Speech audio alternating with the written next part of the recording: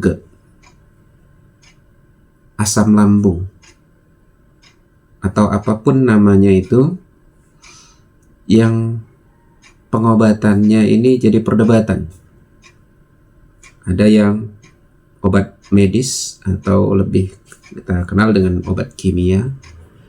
Lalu ada pengobatan yang menggunakan jahe, kunyit, atau lebih ke obat-obat alami. Ada yang mungkin memadukan tapi dosisnya yang tidak tinggi. Kalau saya mendefinisikannya secara mudah aja, ya mah ini masih adiannya lah, GERD udah abangnya, GERD tambah anxiety udah bapaknya lagi lah istilahnya, lebih parah, lebih keras lagi. Kalau perut dia tuh masih di bawah pikirannya, sementara GERD itu udah sampai sini, tidak ada, udah sampai kadang paru ini ke tenggorokan. Anxiety kita udah sampai, udah berhalusinasi, takut macam hal sebagainya. Jadi mudah-mudahan saudara-saudari terjauh dari penyakit ini, dan kalaupun terkena mah GERD ini, ya mudah-mudahan dapat menemukan jodohnya, dapat menemukan apa obatnya. Bismillahirrahmanirrahim. Assalamualaikum warahmatullahi wabarakatuh. Alhamdulillahirrabbilalamin. Wa binasta'in ala umurud dunya waddin. Sallallahu ala nabina Muhammadin wa ala alihi wa sahbihi ajma'in. Amma ba'd. Saudara-saudaraku dimanapun yang berada, insya Allah pada kesempatan ini dalam keadaan sehat walafiat serta tidak kurang suatu apapun, tetap dalam perlindungan petunjuk dari Allah Subhanahu wa Ta'ala. Di kesempatan ini kita membahas sedikit, ini mungkin agak beda temanya dengan yang biasa. Kita ambil ke kesehatan. Ini bukan berarti kita menguasai, pintar, punya ilmu khusus tentang kesehatan ini, tapi ini berbagi karena pengalaman seseorang itu juga merupakan guru yang terbaik. Mudah-mudahan dari pengalaman ini juga bisa bermanfaat bagi saudara-saudari sekalian. Ini berkaitan dengan GERD, asam lambung, atau apapun namanya itu, yang pengobatannya ini jadi perdebatan. Ada yang obat medis atau lebih kita kenal dengan obat kimia. Lalu ada pengobatan yang menggunakan jahe, kunyit, atau lebih ke obat-obat alami. Ada yang mungkin memadukan tapi dosisnya yang tidak tinggi. Ini bahasan, kenapa saya bilang pengalaman, karena ini juga terjadi pada diri saya, dan hampir sekitar 3 tahun ya, 3 tahun lebih, hampir 4 tahun yang lalu, hampir setengah tahun mengalami mah atau GERD atau apapun namanya itu, yang sampai 6 bulan lebih, bahkan pemulihannya itu sampai setahun.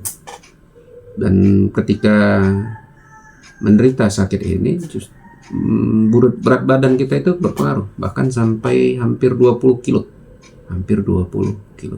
karena biasanya saya sekitar 70 kiloan, 72, 73, sekitar segitulah, 70. Tapi ketika kena GERD asam lambung ini, itu sampai ke 50, 55, 56, 7, hampir 20 kilo turunnya. Sampai dulu tuh bingung mau pengobatannya seperti apa, karena pengobatannya bisa dibilang, orang bilang sakit jantung, bilang sakit paru-paru, karena memang gejalanya itu dada panas, perut mual, dan bahkan udah sampai tembus ke belakang. Malam terganggu tidur, keringat dingin, jantung berdebar, semua. Bahkan sampai di rumah sakit itu sendiri kita berobat paru-paru dulu. Ya namanya BPJS, berulang sampai beberapa kali pengobatan. Dari spesialis paru-paru geser lagi ke jantung berapa kali testing ini sampai berapa kali testing, sekitar jantung itu ada tiga kali. Dari jantung bergeser ke penyakit dalam. Di penyakit dalam baru didiagnosa MAH atau GERD. Bahkan udah sampai ke anxiety. Apalagi GERD itu.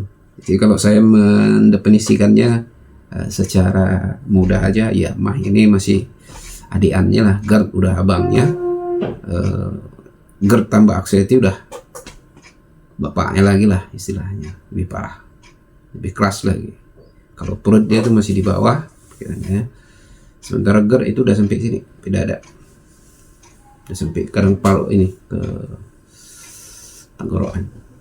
Anxiety kita udah sampai, udah berhalusinasi, takut macam hal sebagainya.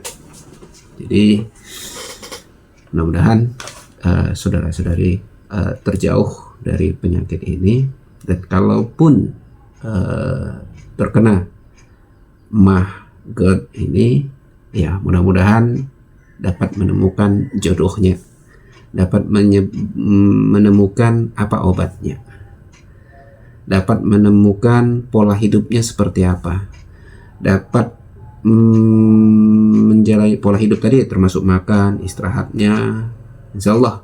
Karena ketika kita sudah menemukan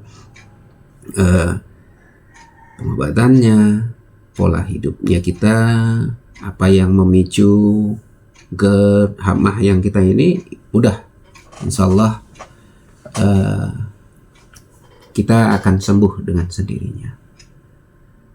Jadi pada kesempatan ini kita lebih membahas, karena untuk membahas GERD ini panjang sebenarnya. Pada kesempatan ini kita lebih membahas tentang pengobatannya aja dulu. Ini tentang perdebatan, dan ini proses panjang memang. Jadi setelah saya divonis GERD, itu ada pilihan pengobatan antara kimia dengan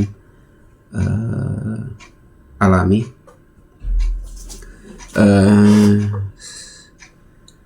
Namun jauh sebelumnya, sebenarnya MAH dan GERD ini udah penyakit lama, namun belum sampai parahnya ya. Karena memang saya termasuk orang yang nggak bisa minum kopi, susu, karena jika ini diminum maka otomatis itu akan naik asam lambungnya, akan apa namanya, nggak enak, sering sendawa gitu. Ini salah satu tanda ya, bahwa kita mempunyai riwayat untuk MAH dan GERD tadi. Dan di GERD anxiety ini adalah seperti puncaknya bagi kami. Jadi ketika sudah divonis itu bahwa GERD, dikasih obat. Ketika dikasih obat ini ada pilihan, ada dua pilihan antara yang diresepkan dokter, obat kimia dengan obat alami. Karena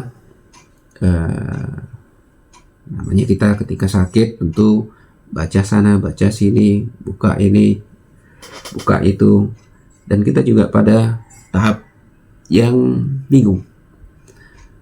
Ada perdebatan di kalangan medis sendiri, bukan kan, nggak usah di kalangan awam ya, di masyarakat atau awam, masyarakat umum, di dokter aja sendiri ini terjadi perdebatan. Ada dokter yang lebih meresepkan obat kimia, ada dokter yang lebih ke alami seperti jahe, kunyit dan lain. Sementara dokter yang pertama tadi bahkan itu melarang karena jahe, kunyit itu dianggap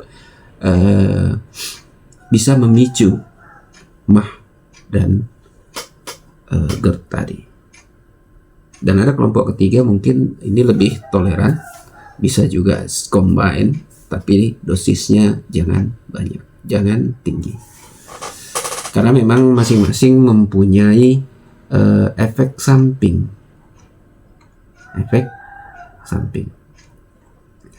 Apa itu efek sampingnya? Ya, namanya obat kimia.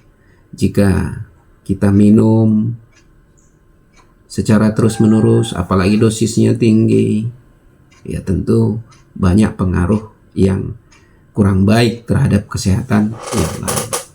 Apalagi kita di Islam ada pengobatan dan doa Nabi SAW itu bahwa ketika Nabi SAW mengunjungi sahabat itu doanya ya sembuhkan dengan tidak menimbulkan penyakit yang lain. Jadi kalau orang Pegadaian bilang ada motonya ya, itu motonya menyelesaikan masalah tanpa masalah. Itu yang harus jadi pedoman. Oleh karena itu saya lebih kemarin itu mengambil pertimbangan, saya coba pengobatan secara alami yaitu jahe. Tapi perubahan di jahe ini juga banyak, ada yang madu aja, ada yang jahe, ada yang bahkan susu kambing, hampir rata udah saya coba. Terakhir saya lebih fokus kepada ada resep yang disampaikan oleh Dr. Jaidul Akbar. Jadi yaitu campuran jahe, serai, pandan. Jahe, serai, pandan.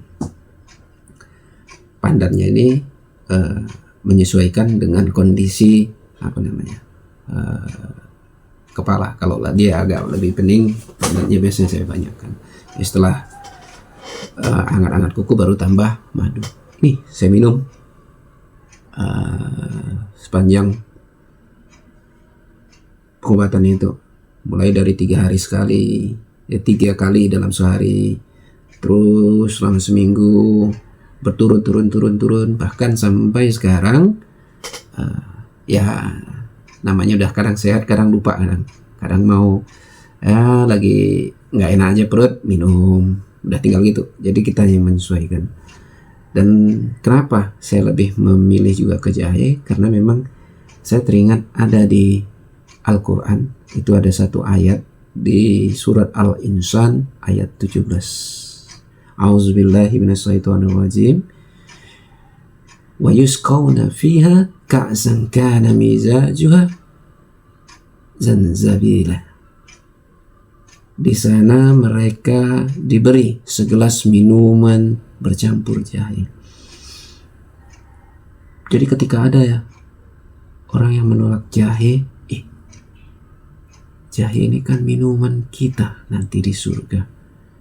Masa saya belum bisa minumnya sekarang? Padahal nggak ada yang melarang. Beda dengan khomer. Khomer itu ada nanti di karena di surga itu ada 4 sungai. Ada airnya air khomer, air susu, air campuran jahe, ada dari satu lagi kafur namanya itu ya, juga ada 4. Ini salah satunya adalah minuman yang bercampur jahe. Kok nggak bisa saya minum ya? Padahal surga adalah tujuan, salah satu tempat nanti kita, tempat tujuan akhirat kita. Tidak ada larangan. Kenapa saya nggak bisa? Apakah ini bukan pengobatan? Jadi saya coba minum. Alhamdulillah, pelan mulai ada perkembangan. Itu tadi, mulai jarang, mulai dari 3 kali sehari, bahkan 2 kali sehari, sehari sekali, baru lanjut kapan aja mulai badan gak enak baru minum. Ini pengobatan yang kami lakukan. Alhamdulillah sudah hampir 3 tahun berjalan, nggak terlalu parah. Dalam paling hitungan jari ada beberapa kali mungkin kambuh, itu pun karena memang nggak bisa menjaga makanan. Menjaga makanan ini juga lebih karena kita kan makanan ini banyak.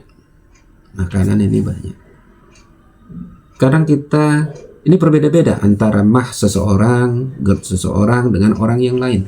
Silahkan. Kalau saya kemarin itu dari awal waktu parah-parahnya itu kena minyak makan aja, kena gorengan aja, kena gula pasir aja, kena tepung-tepungan aja, itu udah langsung naik. Jadi ketiga makanan ini sama seperti disampaikan Dr. Jainul Akbar, 3 makanan ini saya hindari selama setengah tahun. Alhamdulillah. Setelah itu bertahap bisa pelan-pelan. Tapi di sepanjang perjalanannya itu juga ada beberapa makanan yang mungkin muncul setelah kita makan. Istilahnya selama ini udah jarang ketemu, tapi tiba-tiba makan ternyata itu bisa memicu. Tadi kok sakit ya, tadi kok kambuh ya, tadi makan apa ya, tadi apa ya? Di situ baru ketahuan, oh ini seperti kadang asam sikala. Oh ini asam sikala ini kalau orang Batak, orang Subalungun ini menyebutnya asam asam kincung. Asamnya, nah, ini memicu. Tapi kincungnya enggak. Kopi juga kadang aneh. Dulu nggak bisa sama sekali, sekarang kadang mau. Tapi tengok kopinya juga. Nah, lihat kopinya. Kalau kopinya ori bisa, tapi juga jangan sering, justru jadi memicu. Jadi kita sendiri yang melihat badan kita, melihat kondisi kita, mana yang bisa dimakan, mana yang nggak bisa. Karena memang di dalam kitab Al-Quran juga nggak semesti semua yang halal bisa kita makan. Karena di dalam Al-Quran itu di surat Al-Baqarah disebutkan kita itu makan halalan toiban, halal dan toib. Halal saja, halal sama kita itu halal. Tapi toib nggak buat badan kita. Nah, jadi 2 itu kuncinya. Kalau nggak toib ya buat badan kita, malah jadi sakit ya dihindari. Jadi ini gambaran bagaimana perdebatan pengobatan GERD, GERD, anxiety yang ada di sekitar kita. Jadi silakan saudara-saudari sekalian menemukan obatnya, menemukan jodohnya. Karena kadang obat ini kan jodoh-jodohan ya. Ya silahkan temukan. Ada yang mungkin lebih ke alami, silahkan. Ada tetangga saya justru dia pakai madu aja. Itu terus rutin madu aja. Campurannya minum pagi, siang, sore, itu minumannya. Ada yang juga susu kambing. Tapi sama saya nggak bisa gitu. Saya coba nggak bisa. Tapi ada yang bisa. Ya silahkan. Jadi kita sendiri yang lebih memahami diri kita sendiri. Apalagi di sini bahkan ada kawan hampir kalau menyebutkan GERD anxiety ini seperti orang udah mau mati. Jadi kalau sembuh dari GERD anxiety ini seperti hidup yang kedua, second life. Jadi silahkan menemukan obat yang kira-kira cocok, rasakan dengan badan. Di sini kita bisa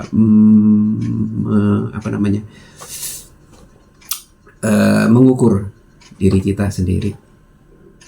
Obatnya termasuk atur pola makannya dan olahraganya, apalagi banyak. Tentu ini harus kita jaga. Tapi pada kesempatan ini kita fokus pada obatnya aja ya. Itu tadi kami lebih fokus. Bahkan secara kimia kami tinggalkan karena saya lebih memilih ke arah pengobatan yang alami. Itu tadi resep dari Dr. Jainul Akbar, jahe, serai, pandan, Setelah hangat baru campur madu. Ini yang kita kerjakan. Kalaupun ada teman-teman yang berbeda pengobatannya, ya silahkan temukan, dan itu mungkin jodohnya. Karena ada juga sahabat istri yang justru dia memang harus sampai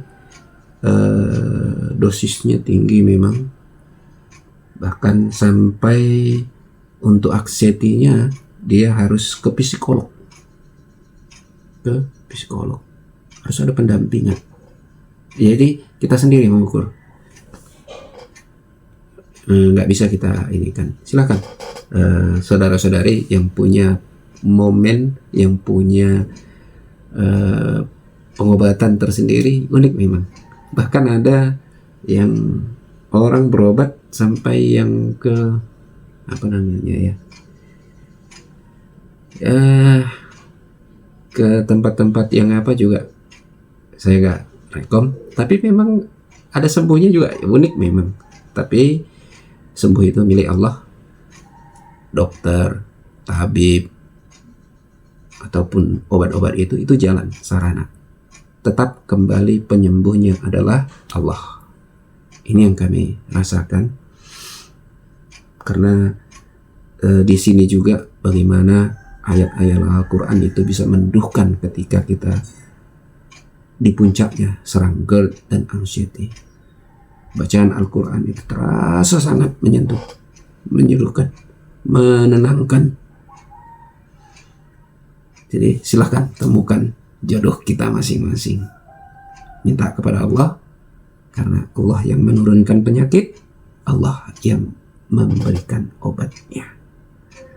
Dan sebenarnya obat itu nggak jauh dari tempat kita, karena Allah menurunkan penyakit dan beserta obatnya. Ini udah pernah kita bahas dalam video sebelumnya, bahwa Allah itu menurunkan penyakit disertai dengan obatnya. Bukan penyakitnya dulu diturunkan, tapi beserta obatnya. Sama seperti kayak ada di sebuah hadis itu disebutkan lalat di sayap, salah satu sayapnya itu racun, di salah satu sayapnya itu penawarnya, tawarnya, pengobatnya. Jadi kalau minuman di dalam hadis itu disebutkan jatuhan lalat itu kan beracun, artinya jangan diminum. Tapi justru Nabi menyebutkan tenggelamkan sehingga basah kedua sayapnya, sehingga air itu jadi netral, bisa diminum. Ada yang mau coba? Silahkan. Karena itu, dan terbukti penelitiannya sekarang bahwa di salah satu sayapnya itu ada racun, di salah satu sayapnya ada penawarnya. Ini jauh. Nabi SAW dari ilmu modern sekarang jauh, 1500-an tahun yang lalu, tapi Nabi SAW bisa menggambarkan ini. Ini tentu tidak lain karena ada wahyu Allah.